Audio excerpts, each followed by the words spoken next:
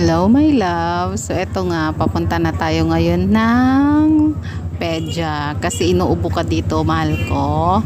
Yan, sana pagdating ng araw, hindi mo man ngayon natatandaan or hindi pa umano sa isipan mo yung mga ginagawa namin ni daddy mo sa'yo. At least, pagdating ng araw, pag sakaling na panood mo to, makikita mo kung gaano kami nag-effort ni daddy mo para sa'yo. So ayan nga, medyo wala sa mood ang bata dyan dahil nga parang makikita mo sa kanya medyo may katamlayan. Kumakain pagdating sa pagkain naman, nakain naman siya. Pero talagang kagabi, hindi siya gaano nagpatulog. Kaya nag-decide ako na ipa-check up na lang siya sa araw na yan. Ayan, inaantok na nga siya dyan. So, ayan nga guys, nakauwi na kami galing ng Pedja niyan. So, lunch na kami dyan. Tapos, yan, kwento-kwentuhan lang muna kami ni Denver. At sa mga gastusin ulit, tsaka kung ano-anong bagay. Yan, tapos sinasabay na rin namin kumain si Yana. Bali si Yana ngayon ay kumakain na rin siya ng kanin. Minsan, pag tinola yung ulo, basta may sabaw. Ang hindi ko palang pinapatry sa kanya na may sabaw is yung sinigang. Medyo alanganin ako kasi nga maasim-asim. Pero sabi nga nila, as long as may sabaw, pakainin mo, sabi naman nila. So, hindi naman siya mapili pagdating sa pagkain. Pero tinry ko siya minsan sa saging. Hindi ko alam. Iba yung tsura niya habang kinakain yung saging. Medyo juicy pa siya ngayon sa mga prutas-prutas.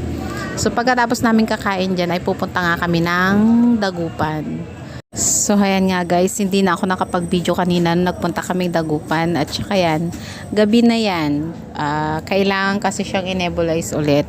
As long as naka-elevate naman siya, pwede naman siya kahit natutulog siya. Pwera lang yung kapag papainumin ng gamot. Pag tulog, hindi siya pwedeng gisingin. Hayaan lang siyang matulog. Pero pag sakaling nagising daw, yun, pwede daw. Yan, ganyan, tulong lang kaming dalawa para kasi minsan malikot siya. At saka dati, hindi siya mahirap. Na-try na namin siyang i-nebulize dati. Isang beses pa lang yun. Okay lang sa kanya dati. Pero ngayon, siguro dahil medyo lumalaki na rin si Yana. Masyado na siyang malikot. At saka natatakot siya dun sa tunog every time na buksan na namin yung para magpausok sa kanya. So habang pinapausukan namin siya dyan, nagkwikwentuhan kami. Yan. Ganyan lang. Minsan nagtatawanan din kami. Sabi nga namin, ang laking pagbabago simula nung dumating nga si Yana sa buhay namin. Dati sarili lang namin yung iniintindi namin. Yun. Siguro talagang kami talaga para sa isa't isa ni Denver. No choice tayo. Kailangan nating tagapin yun na kaming dalawa talaga para sa isa't isa. So yan guys. So eto tayo. Pag ganito, pag may nararamdaman, halos ang gusto laging karga. Ang oras ay 9 na. Nagising siya kanina. Kaya pinainom ko ng gamot sakto 9. Hindi kasi pwede magpainom ng gamot pang tulog. So ayan, kung papansinin nyo, kung naririnig nyo yung paghinga niya, talagang parang barado talaga yung ilong. Pero malaki na rin yung kahit pa paano may pinagbago. Pinainom ko siya kanina, kahit pa paano may pinagbago. Parang lumuag, hindi tulad kagabi.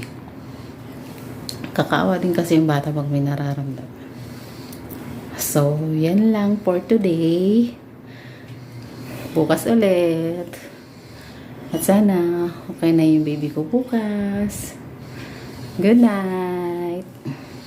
Salamat sa panonood.